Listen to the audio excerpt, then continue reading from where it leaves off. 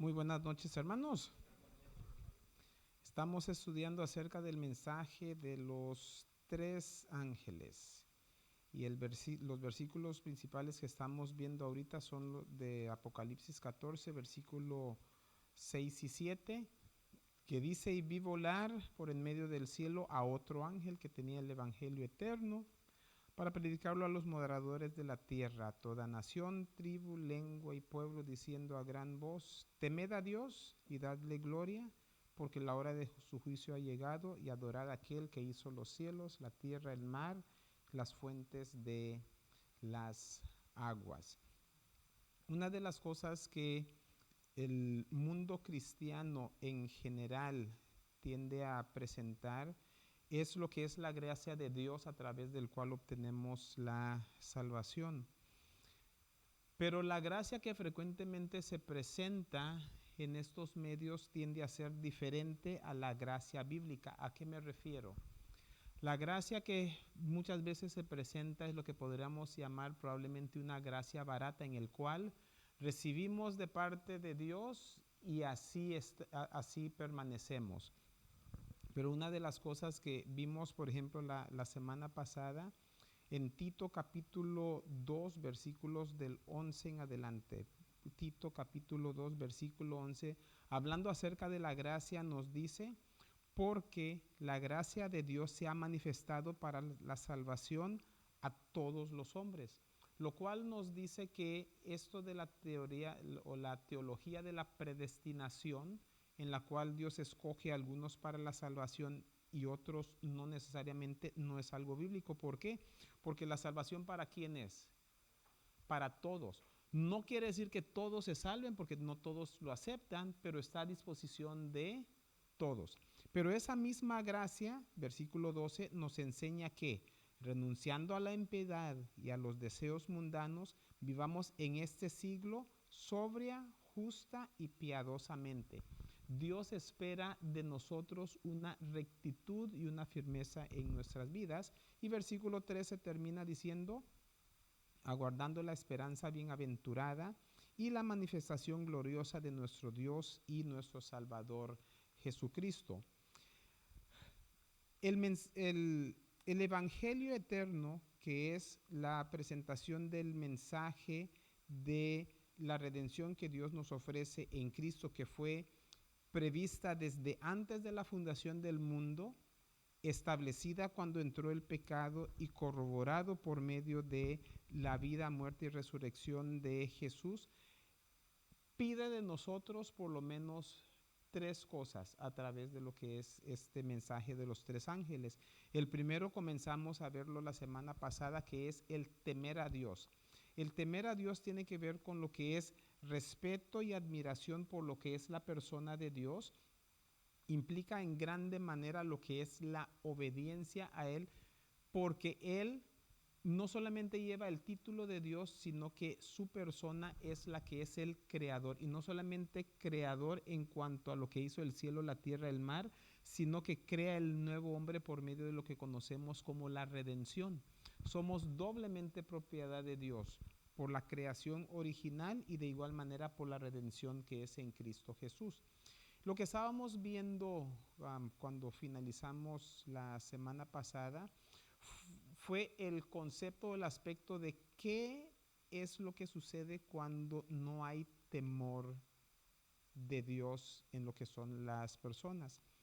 Y para eso les voy a invitar para que vayamos ahora a Romanos capítulo 3, de los versículos 10 al 17. Romanos capítulo 3, versículos 10 al 17. Romanos 3:10 dice: como está escrito, no hay justo ni aun uno, no hay quien entienda, no hay quien busque a Dios. Todos se desviaron, a una se hicieron inútiles. No hay quien haga lo bueno, no hay ni siquiera uno. Sepulcro abierto es su garganta, con su lengua engañan. Veneno de áspid hay debajo de sus labios. Su boca está llena de maldición y de amargura. Sus pies se apresuran para derramar sangre. La condición del hombre. Versículo 16. Quebranto y desventura hay en su camino, y no conocieron el camino de la paz. ¿Qué es lo que sucede cuando el temor de Dios no está en medio de las personas?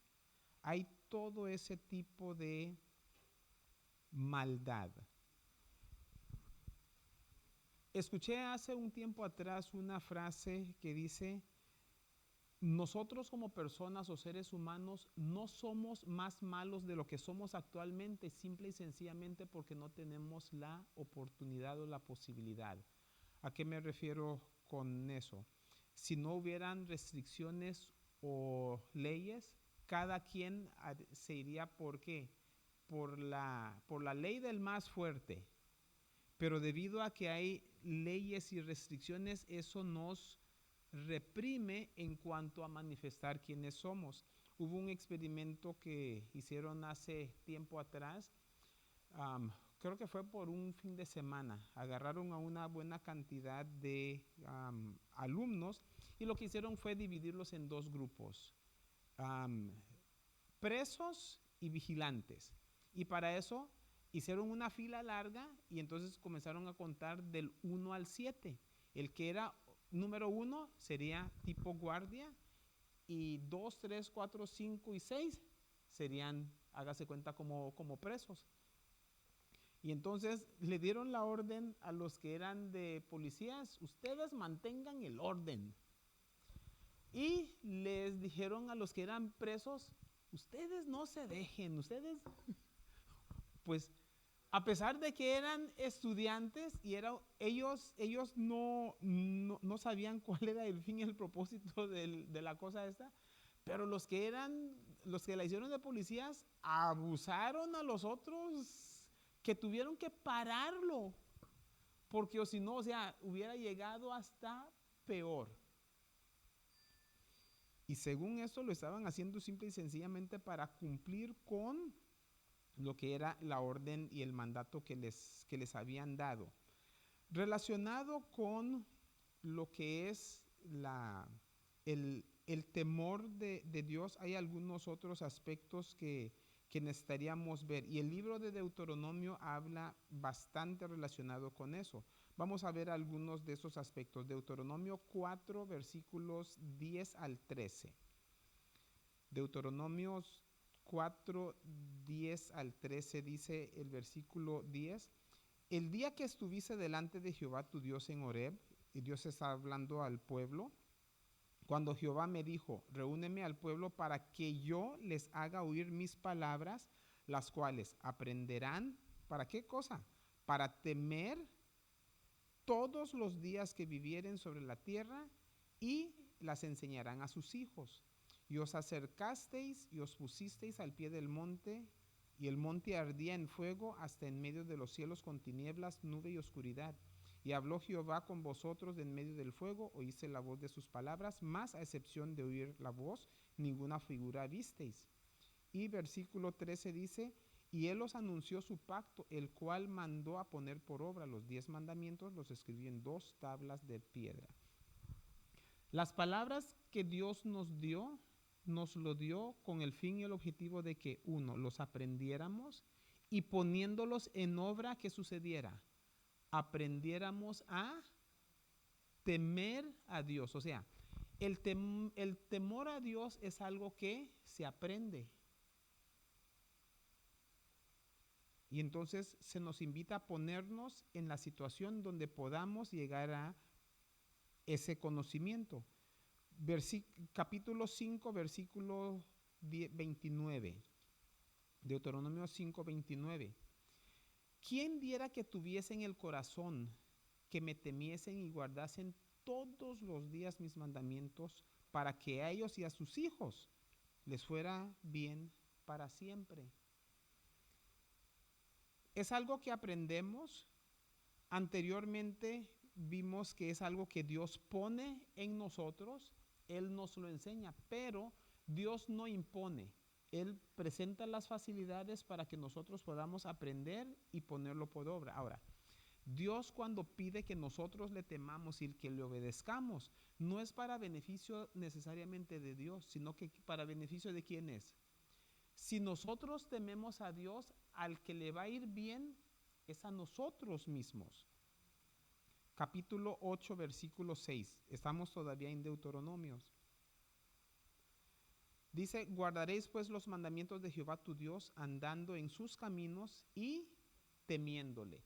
Todo lo que tiene que ver con rectitud está relacionado con lo que es el temor de Dios. Y uno de los últimos que veríamos ahí en Deuteronomio es el capítulo 10, versículos 12 y 13. Capítulo 10, versículos 12 y 13, que dice, ahora pues Israel, ¿qué pide Jehová de ti? Sino que temas a Jehová tu Dios, que andes en todos sus caminos y que lo ames y sirvas a Jehová tu Dios con todo tu corazón y con toda tu alma. Que guardes los mandamientos de Jehová y sus estatutos que yo te prescribo hoy para que tengas prosperidad. Lo interesante es de que esa es la perspectiva de Dios. La perspectiva humana es, no, hombre, si me entrego a Dios, de todo lo que me voy a estar perdiendo en la vida.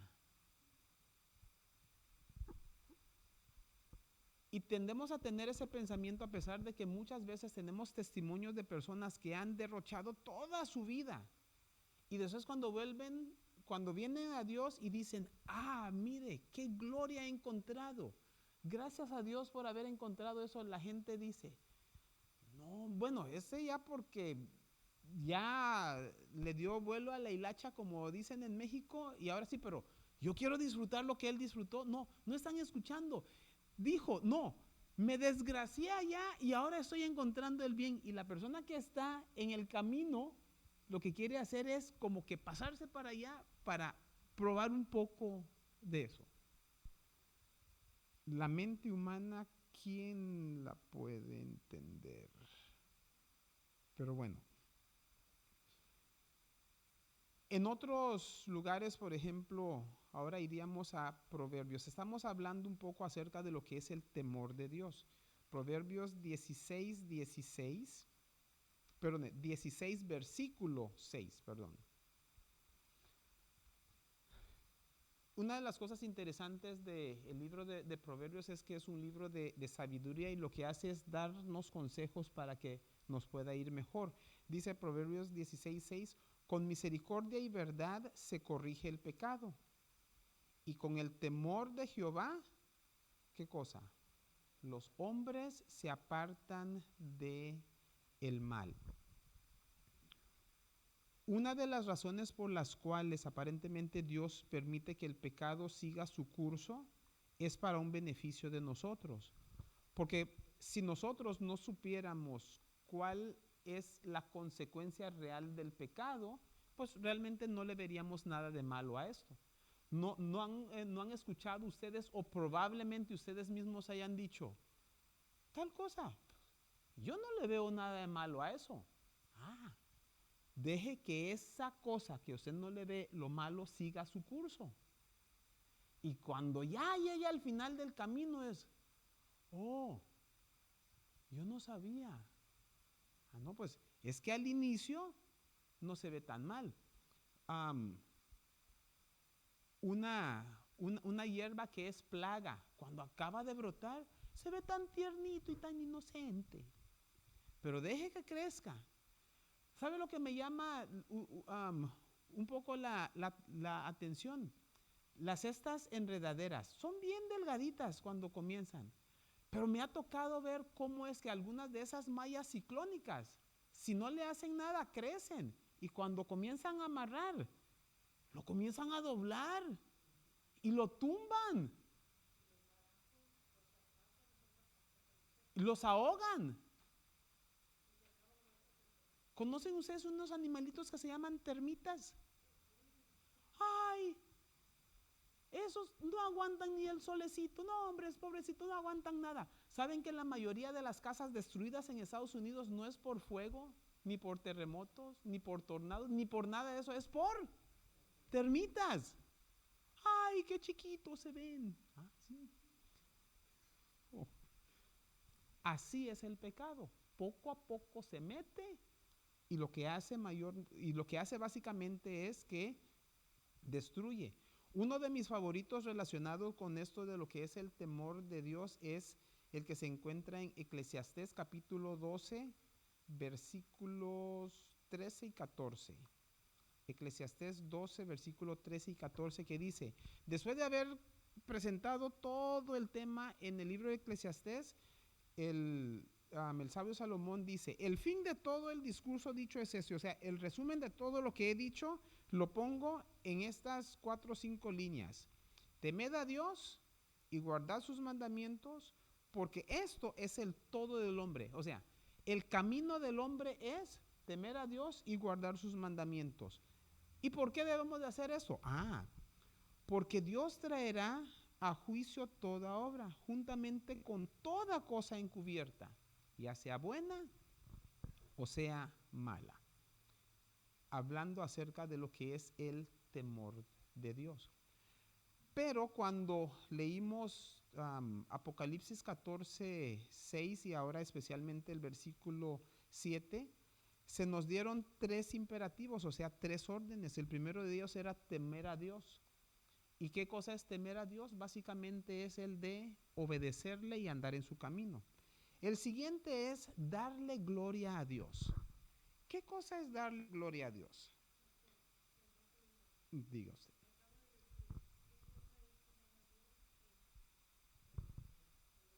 Uh-huh. Uh-huh. Oh, sí, eso lo mencionamos y tomamos un poquito de tiempo la semana pasada, hasta lo comparamos con los padres. Los hijos deben de tener temor al padre, o sea, el hijo va a tener un poco de miedo de desobedecer al padre, porque si desobedece al padre le va a venir un castigo y le tiene miedo al castigo. Pero cuando se trata de lo que es la persona de ese padre, el hijo viene y lo abraza. ¿Por qué? Porque el hijo sabe que ese es su proveedor, es su protector, es el que le suministra lo que son sus necesidades. Ya. El segundo aspecto tiene que ver con darle gloria a Dios.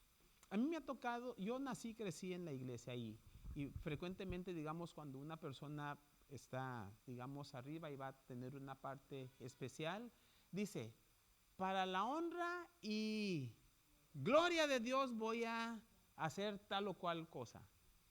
¿Es eso dar gloria a Dios? Suena bonita la frase, y especialmente cuando estamos adentro de la iglesia, pero la pregunta es, ¿qué es darle gloria a Dios? Lo primero que analizaríamos es lo siguiente, Romanos 3:23. En realidad, cuando nosotros decimos que le vamos a dar algo a Dios, sería basado en algo que nosotros tenemos para darle, ¿verdad? Ok, miren lo interesante de esto. Oh. Romanos 3:23, que dice, por cuanto todos han sido, por cuanto todos hemos, ¿qué cosa? Pecado y están, ¿qué cosa? Destituidos de la... Ok, ¿tenemos nosotros la gloria? No, entonces ¿cómo vamos a darlo? Uno no puede dar lo que uno no tiene. Entonces, aquí se nos dice que debemos de darle ¿qué cosa? Darle gloria a Dios. Pero ¿cómo es que vamos a darle algo que pues no tenemos? Okay. Ese es viéndolo desde un punto de vista. Ahora, vamos a ver el otro aspecto. El otro aspecto sería ¿cuál es la gloria de Dios? Hay 2 aspectos de la gloria de Dios que tendríamos que considerar. El primero de ellos vamos a considerarlo, no que no sea importante, pero no es donde nos estaríamos enfocando. Vamos a ver en Primera de Timoteo capítulo 6 versículo 16. Primera de Timoteo 6, 16.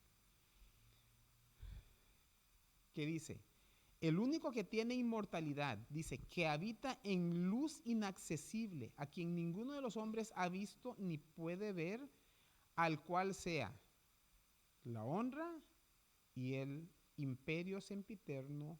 Amén. ¿Dónde dice que habita Dios? Habita en una luz inaccesible. Y empezamos allí porque donde nos lo aclararía mejor perdón, es en Éxodo capítulo 24 y esa fue la experiencia que tuvo Moisés cuando primeramente subió al monte a la presencia de Dios. Éxodo 24, versículos 15 al 17.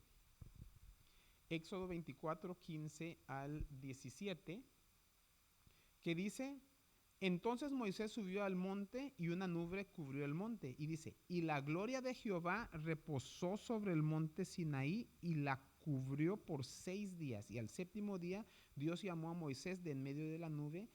Y la apariencia de la gloria de Jehová era como un, ¿qué cosa? Fuego abrasador en la cumbre del monte a los ojos de los hijos de Israel. Entonces, ¿qué es lo que se está presentando aquí? La gloria de Dios. ¿Y qué es la gloria de Dios? Una luz refulgente que se presenta como un fuego, dice, consumidor. O sea, esto no es cualquier fuego. Y eso es lo que Dios quiere que veamos de Él. La gloria de Dios es fuego consumidor. ¿Es eso lo que Dios quiere que veamos de Él? No. Esa es la manifestación externa, lo que aparenta. En español tenemos una frasecita que dice, no todo lo que brilla es oro. Lo importante es lo que tiene adentro. La gloria de Dios es esa externa, ese fuego consumidor, es algo que se presenta así y lo vemos y lo notamos de esa manera principalmente. No tanto por lo que es la característica misma de ella, sino por la condición en la cual nosotros estamos. Por ejemplo, ¿a usted le gustaría habitar en medio de un fuego consumidor? Digan que sí.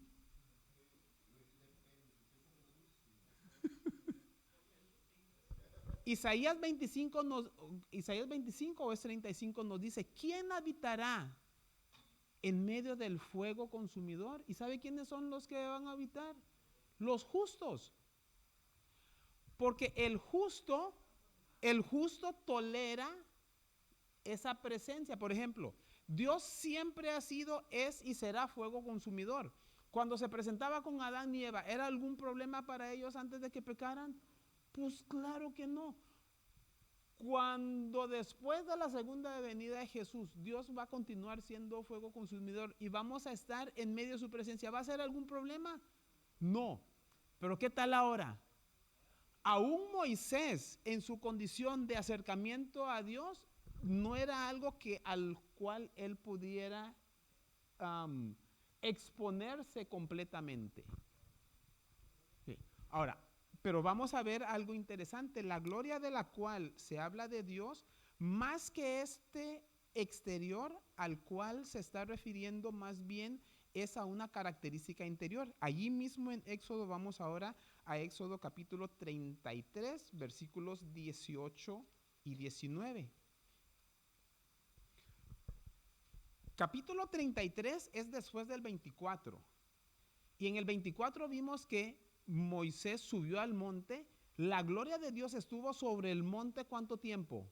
6 días. Y al séptimo día lo llamó para que entrara un poco más. Entonces ya estuvo expuesto a la gloria de Dios Moisés.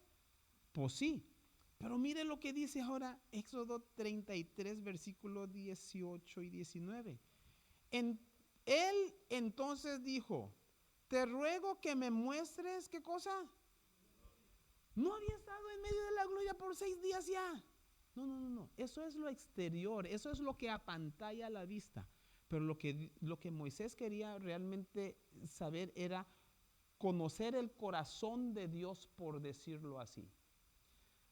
Como les mencioné anteriormente, una de las cosas que me apantalló relacionado con lo que es el estudio de la escuela sabática cuando estábamos estudiando acerca de Moisés en uno de los trimestres pasados, fue eso de que Moisés fue escogido por Dios, fue catalogado por él cuando estaba en el desierto para venir a liberar al pueblo, fue el portavoz de Dios, el representante de Dios ante Aarón y el faraón.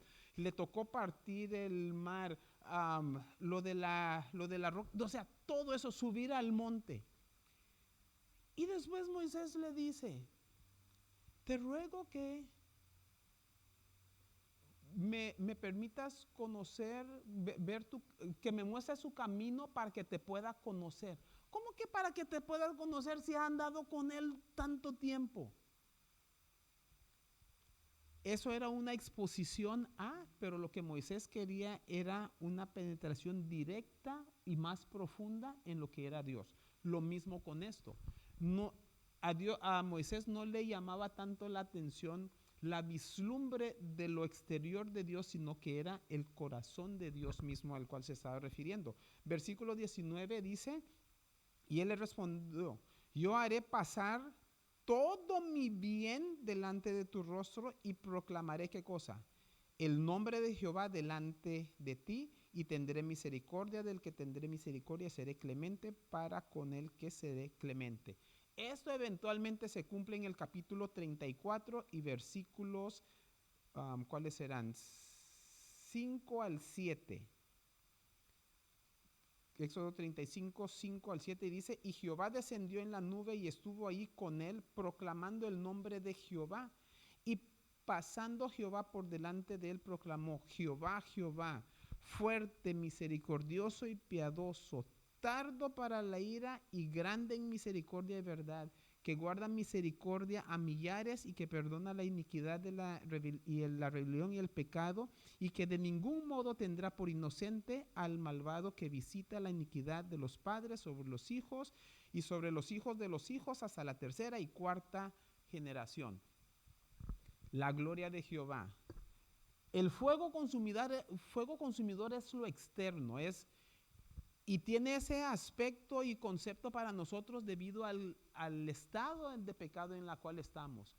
Pero la esencia, la verdadera gloria de Dios es esa, su amor que se manifiesta por su misericordia y por su piedad, por su justicia, que es parte integral de lo que es el amor de Dios de igual manera también. Ahora,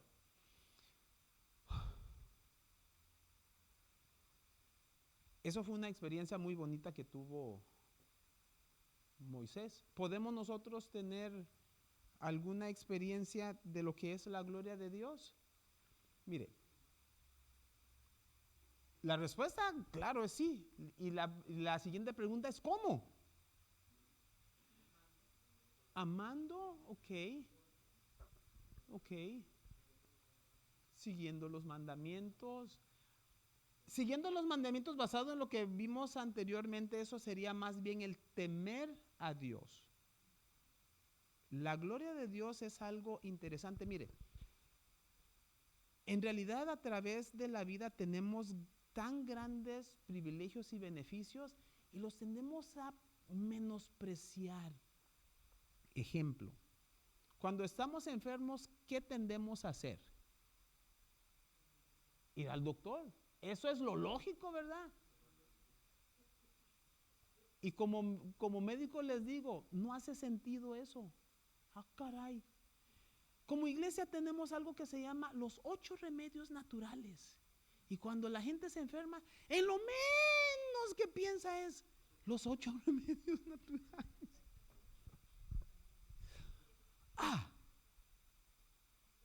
¿Verdad? Ahorita no estamos hablando de eso. Eso nomás fue una vislumbre. Miremos, por ejemplo, lo que dice Salmos 19:1. Salmos 19:1. Es un salmo muy conocido, pero no le hacemos caso.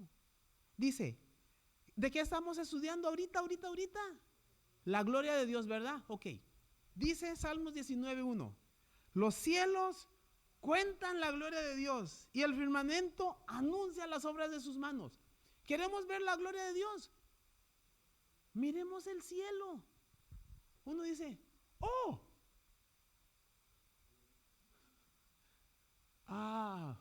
Caray. ¡Onta! Eso me hace recordar una historia de un señor que vivía en una ciudad grande que le tocó ir una vez así al campo. hizo amistad con uno de las personas que vivían ahí, que nunca había visitado la ciudad, y pues le dio la oportunidad para llevarlo a la ciudad para que pudiera tener la experiencia de que era una ciudad. Y andando por allí, le enseñó los rascacielos y los autos y las vitrinas y todo lo demás.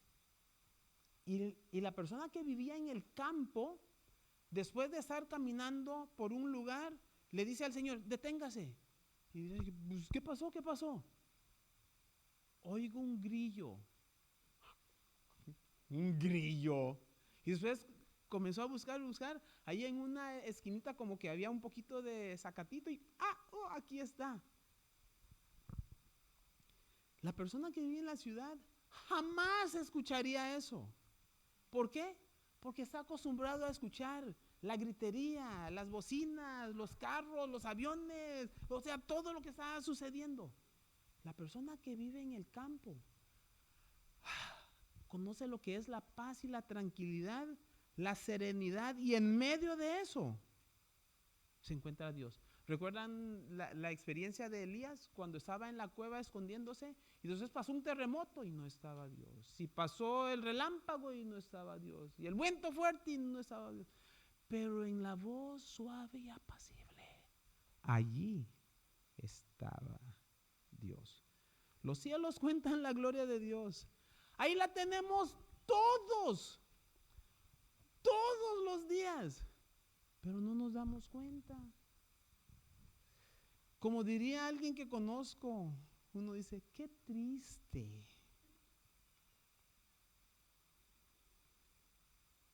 Pero se pone peor la cosa. Vamos ahora a San Juan capítulo 1 versículo 14. San Juan 1:14. Porque recuerde, la gloria de Dios podemos tener la parte externa, esa luz y fuego consumidor. Pero eso no es lo que Dios quiere realmente mostrarnos, sino lo siguiente. San Juan capítulo 1 versículo 14 dice, y aquel verbo fue hecho carne. ¿De quién estamos hablando? De Jesús, ok. Y Jesús fue hecho carne y dice, y Él habitó entre nosotros. Otras versiones dice, y hizo posada en medio de nosotros. Y otras versiones dice, hizo tabernáculo en medio de nosotros. ¿Cuál es el título de la serie que vimos antes de esta? El santuario. ¿Cuál era el objetivo del santuario? ¿Perdón? Exactamente. Éxodo 25:8, y haránme un santuario y yo habitaré en medio. ¿Y para qué quiere Dios habitar en medio de nosotros? Para que veamos su gloria. O sea, todo lo que estudiamos acerca de el tabernáculo, el santuario, era básicamente para ver cuál es la gloria de Dios. Y todo esto apuntaba a quién? A Jesús, que iba a realmente enseñarnos lo que es la gloria de Dios. Y dice, y vimos su gloria, gloria como del unigénito del Padre, lleno de gracia y de verdad. Versículo 18 de San Juan 1, versículo 18 dice, a Dios nadie jamás le vio. El unigénito Hijo que está en el seno del Padre, Él le ha dado a conocer. La gloria de Dios entonces es verlo y conocerlo a Él realmente como Él es. Perdón. A ver, San Juan 7:18. San Juan 7:18 dice, el que habla por su propia cuenta, su propia gloria busca. Pero el que busca la gloria del que le envió, este es verdadero y no hay en él injusticia. Cuando hablamos acerca de lo que es la gloria de Dios, vimos por medio de Moisés a qué se refiere realmente esa gloria. La gloria de Dios realmente nos la vino a mostrar Jesús a través de lo que es su vida. Pero no solamente la vida de Jesús nos mostró la gloria de Dios. ¿Sabían ustedes que una parte importante de la gloria de Dios se mostró por medio de la muerte de Jesús? San Juan 12, 23 y 24. San Juan 12, versículo 23 y 24. Dice el versículo 23 de San Juan 12. Jesús le respondió diciendo, ha llegado a la hora para que el Hijo del Hombre sea, ¿qué cosa? Glorificado. De cierto os digo que si el grano de trigo no cae en tierra y muere, queda solo. Pero si muere, lleva mucho fruto. La muerte de Jesús propició su resurrección, y su resurrección es la que eventualmente produce gran cantidad de fruto. Y no solamente a través de la muerte de Jesús. Jesús mismo dijo, mayores obras de las que yo he hecho, ustedes también harán. Y en uno de sus discípulos, él manifestó esa característica de mostrar la gloria de Dios por medio de la muerte.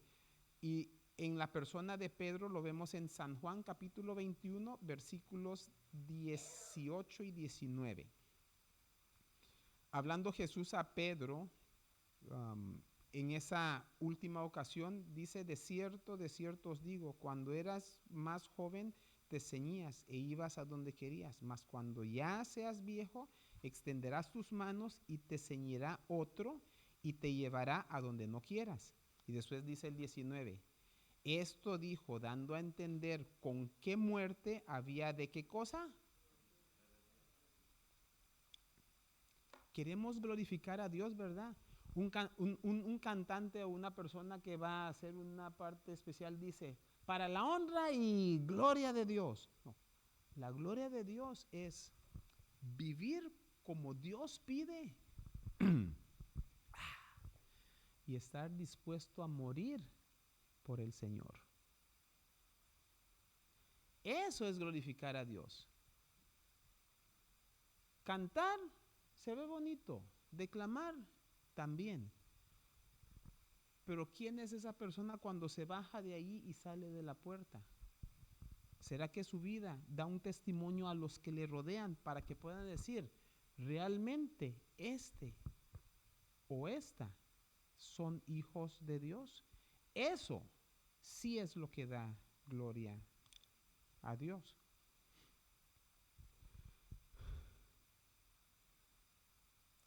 Tenemos el ejemplo de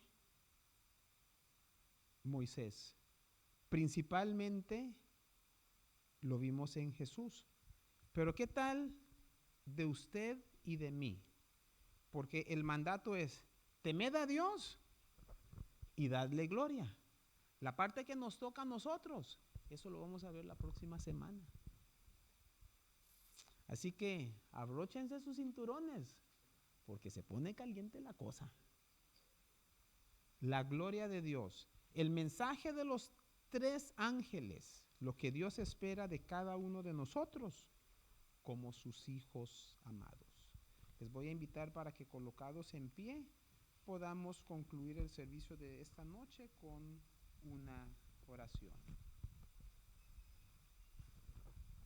Amantísimo Padre que estás en los cielos, santificado sea su sagrado nombre. Le damos gracias, Señor, porque a través de su palabra podemos encontrar lo que es la mente de Dios, la mente y el corazón de Cristo. Que podamos decir, Señor, así como Pablo, sed imitadores de mí, como yo lo soy de Cristo. Y así como lo dice el himno, que mi vida entera esté consagrada a ti, Señor. Que no sea una adoración de labios, que no sea un jugar a la iglesia, sino que diariamente y que momento a momento cada uno de nosotros, Señor, podamos realmente ser vivos testimonios para la honra y gloria de su nombre. Al salir de este lugar, que su bendición y dirección nos acompañe y que, Señor, nuevamente nos pueda traer a esta su casa de oración para que podamos recibir la dirección de parte suya. Estas bendiciones lo pedimos en nombre de Cristo Jesús. Amén. Que Dios nos bendiga y que pasen muy buenas noches.